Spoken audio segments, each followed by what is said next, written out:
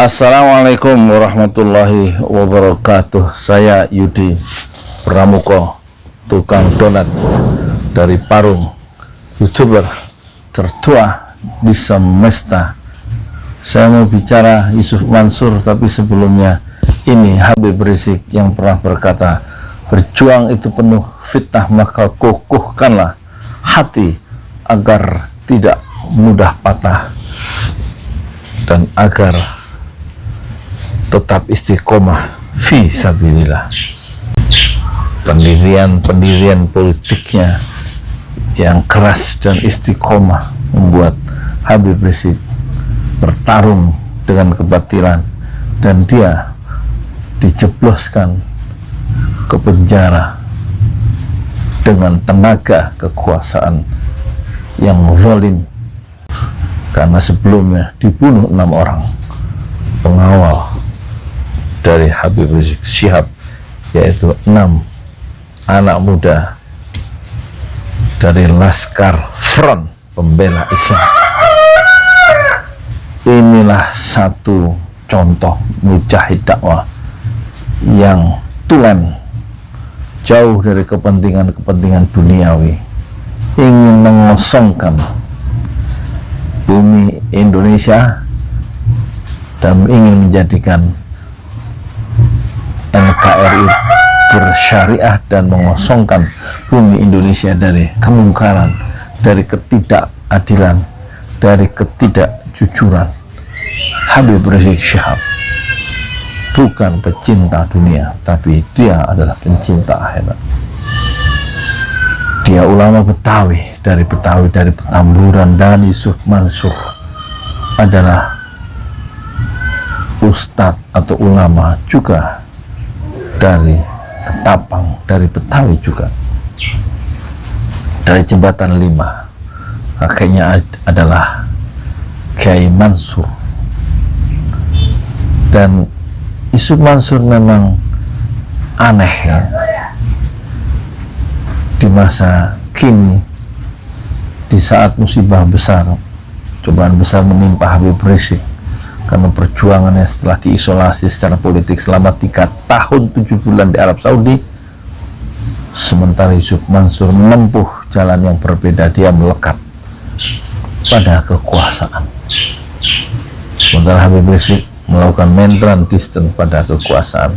Hasil akhirnya adalah Yusuf Mansur yang kemunculannya sangat lekat dengan denting dinar dan dolar dan rupiah, dan dicitrakan, dan memang dia mengaku sendiri pernah 2 kali dijebloskan ke penjara karena persoalan bisnis dan hutang piutang.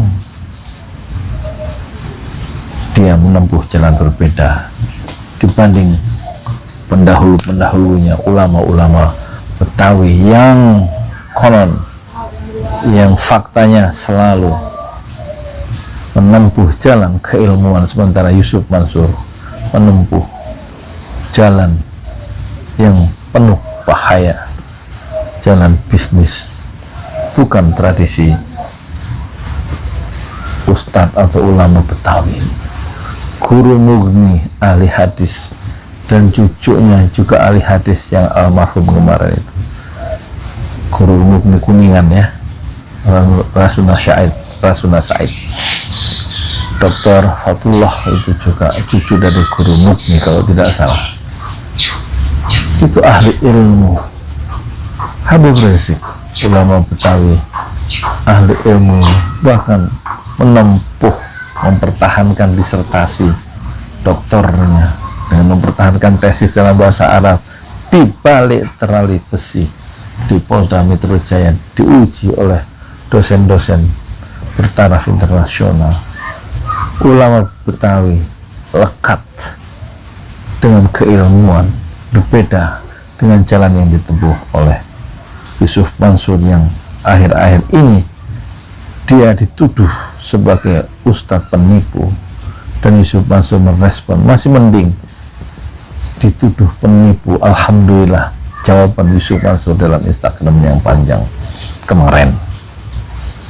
Padahal tuduhan penipu adalah tuduhan yang sangat serius. lagi-lagi kemunculan tuduhan-tuduhan yang serius itu karena persoalan duniawi, bukan persoalan perjuangan politik yang mempertahankan hak dan batil, tapi persoalan utang piutang. Alangkah rendahnya dunia bisnis itu. Yang dipertahankan adalah besaran-besaran material. Sementara Habib Rizik dan ulama-ulama Betawi yang lain mempertahankan keteguhan, kemantapan, bangunan kebenaran melawan serbuan kebatilan.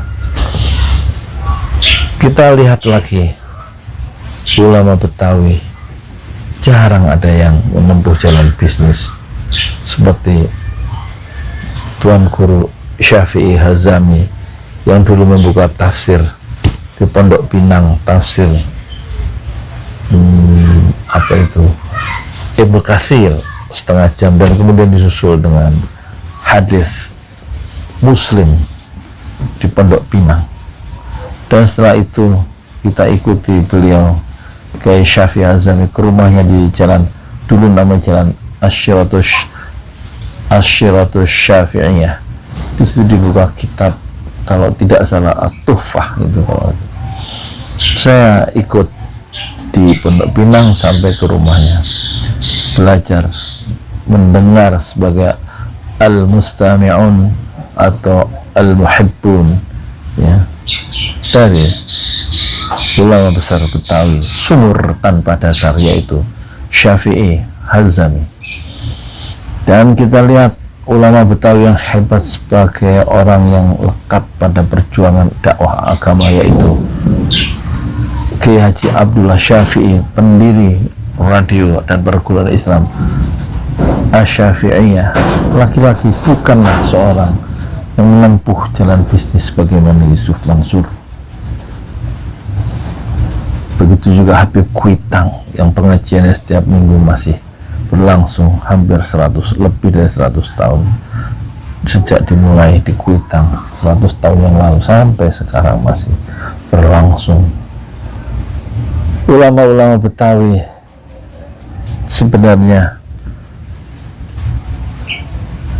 mereka memiliki kecenderungan pada keilmuan, tetapi hanya Yusuf Mansur ya memiliki satu gelora bisnis, dengan jargonnya ingin membeli Indonesia kembali.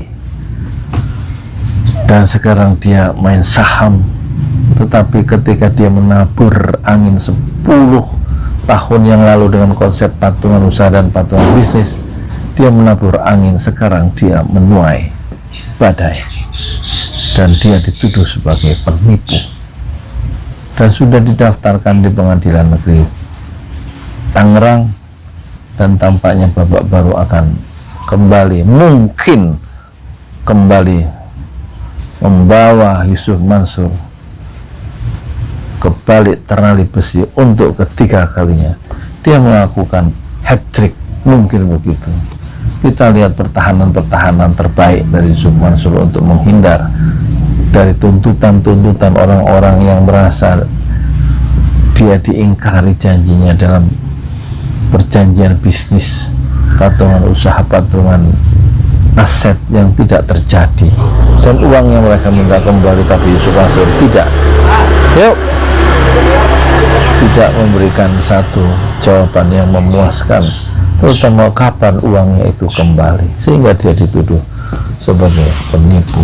Dan ini tuduhan serius, tetapi Yusuf Mansur justru merespon masih mending dituduh penipu. Alhamdulillah, jadi dia mengaku dan menerima dia dituduh sebagai penipu.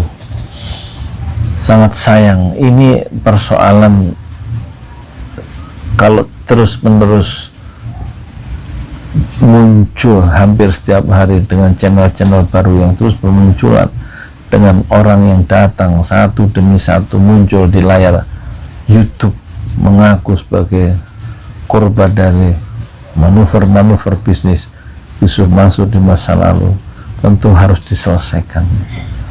Oleh siapa? Tampaknya Yusuf Mansur tidak punya formula untuk menyelesaikan yang bisa memuaskan orang-orang yang merasa uangnya tidak kembali, sementara ibu-ibu, emak-emak, dan orang-orang yang pengusaha-pengusaha yang sudah terlanjur menginvestkan ratusan juta sampai miliaran. Sepanjang yang saya lihat dari channel-channel itu, ada channel Thaibah Channel, Darso Arif, dan juga buku-bukunya yang sudah ditulis tentang Yusuf Mansur, yang semuanya itu mempersoalkan posisi bisnis dari Yusuf Mansur dan juga kredibilitasnya dia.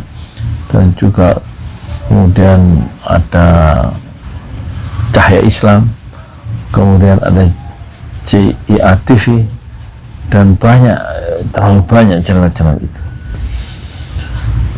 Kalau saya bikin Yusuf Mansur sampai 100 itu semata-mata ingin membuat konten untuk kepentingan saya sendiri, mengalahkan YouTuber paling produktif di semesta, yaitu PewDiePie. Dan alhamdulillah kemarin video saya sudah mencapai 4.200, sementara PewDiePie itu 4.200. 200 video lagi saya akan menjadi, insya Allah, menjadi YouTuber paling produktif di semesta, mengalahkan YouTuber yang bernama PewDiePie.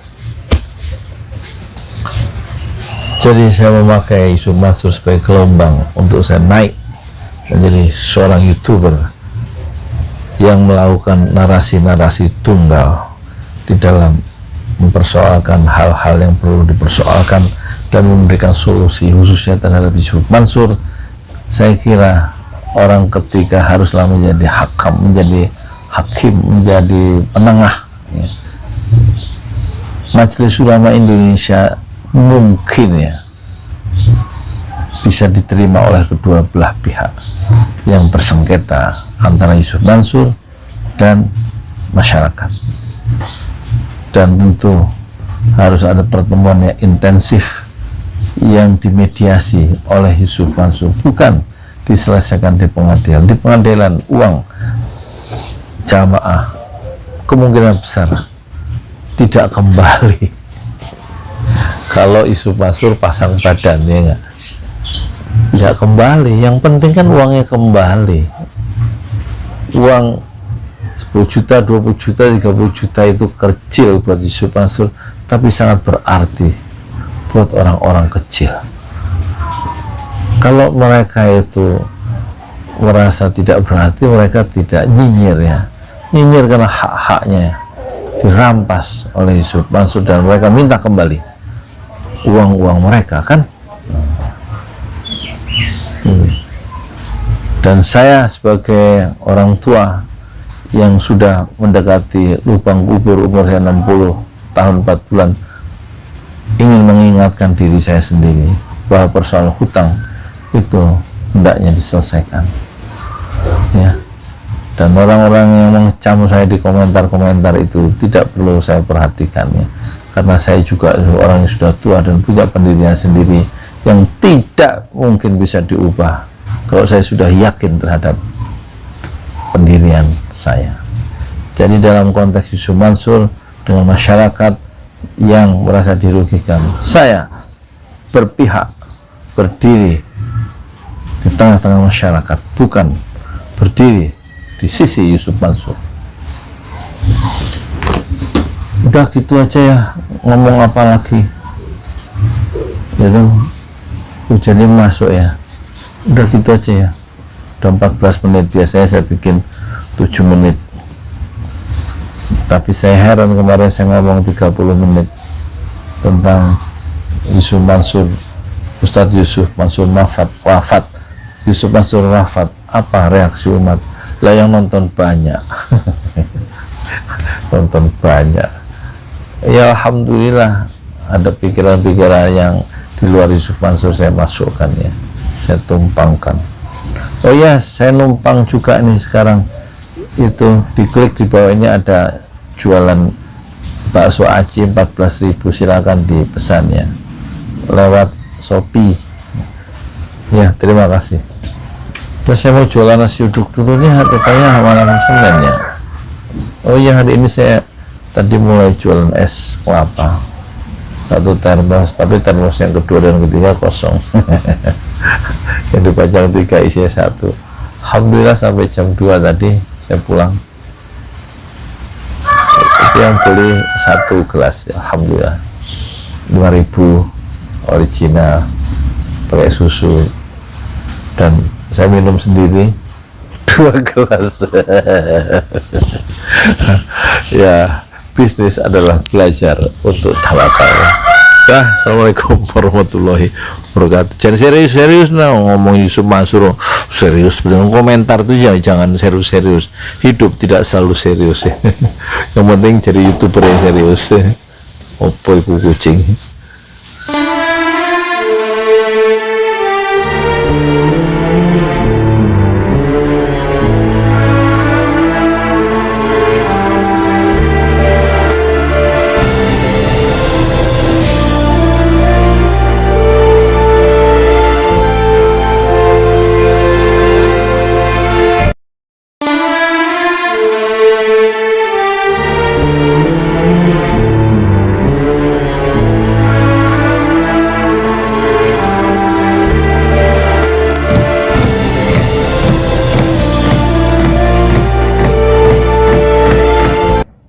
Jadi utang ke material lawan berapa?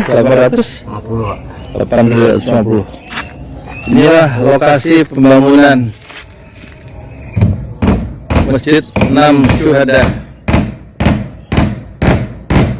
Pesantren Ojolali di atas tanah 120 meter tanah wakaf dari Bapak keluarga Haji Rama Arta.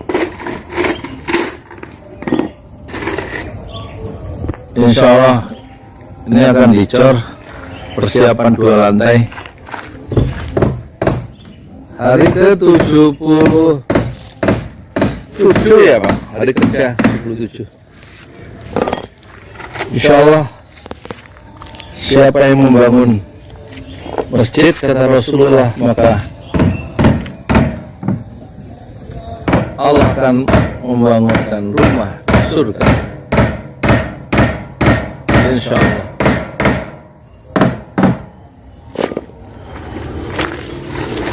Dimulai tanggal 2 Agustus dan sekarang tanggal 4 Desember ya? Tanggal 6. Sekarang sudah 6 Desember. Jadi hari libur tidak dihitung, hari kerja yang ke-77. Insya Allah Allah akan mudahkan pembangunan Masjid 6 Syuhada yang pertama dari rencana 74.000 masjid di setiap desa 1, karena desa Indonesia ada 74.000, maka insya Allah akan tegak berdiri 74.000. Nah Pak? Iya Kak, 74.000 masjid 6 Syuhada Pesantren Ojolali di seluruh Indonesia selama 100 tahun, 1 abad. Pekerjaan dakwah adalah pekerjaan antar generasi, tidak mungkin pekerjaan dakwah, masalah dakwah selesai di tangan seorang tokoh Islam. Betapapun besarnya tokoh Islam itu, karena pekerjaan dakwah adalah pekerjaan antar generasi, sambung menyambung menjadi satu dan diteruskan oleh generasi berikutnya. Pak, terima kasih kepada seluruh donatur yang sudah memungkinkan terlaksananya tahap demi tahap Masjid 6 Syuhada Pesantren Ojolali yang sangat bersejarah ini. Saya Yudi Pramuko, tukang donat dari Parung Youtuber, tercuah di semesta fasbir sobron jamila. Bersabarlah dengan kesabaran yang ini. Assalamualaikum warahmatullahi wabarakatuh.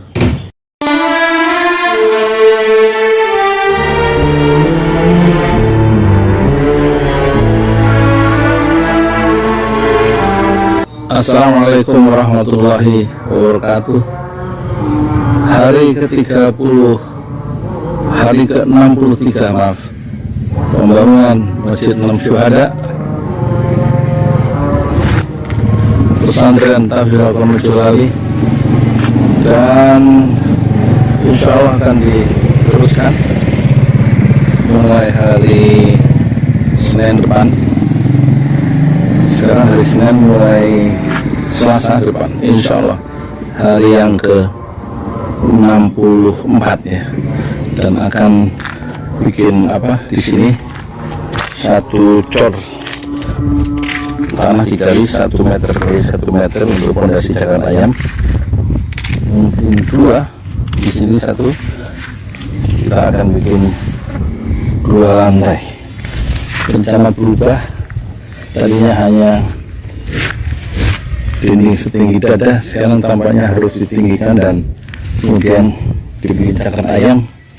Diperlukan 8 cakar ayam dengan tiang ulur seperti ini, baru 1 jadi setinggi 4 meter. Dan untuk ngecornya perlu biaya 5 juta kira-kira begitu. Cor besi ulur setinggi 4 meter untuk 2 lantai, diperlukan 8 tiang. Silahkan buat yang ingin beramal jariah untuk membangun masjid Enam Syuhada Pesantren Tahfidz Al-Qur'an, silahkan ditransfer, dan untuk yang sudah transfer tentu kami ucapkan jazakumullah khairan katsiran. Dan kembali kami ingatkan ucapan Rasulullah SAW,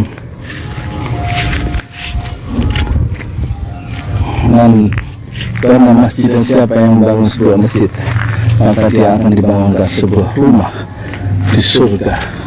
Dan doakanlah insya Allah ini nanti menjadi pusat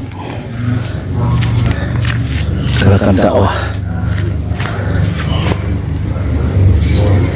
di semesta dari titik ini, yaitu 2 lantai Masjid Enam Syuhada, termasuk ada studio podcastnya di sini yang akan melancarkan siaran-siaran dakwah ke seluruh penjuru semesta. Assalamualaikum warahmatullahi wabarakatuh.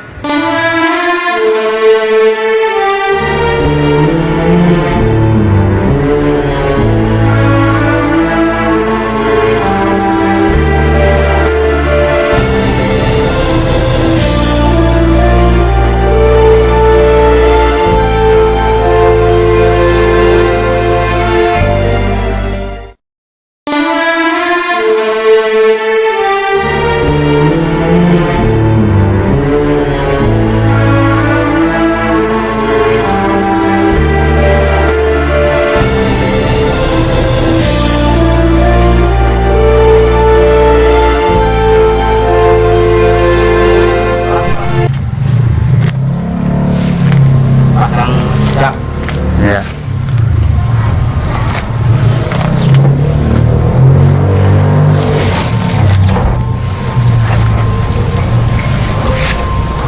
Kemungkinan ngecornya Selasa deh.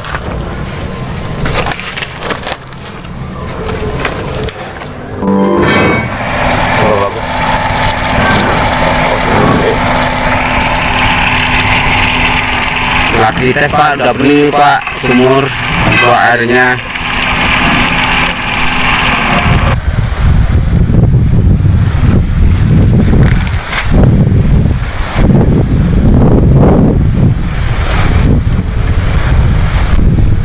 Ini Pak, pasang.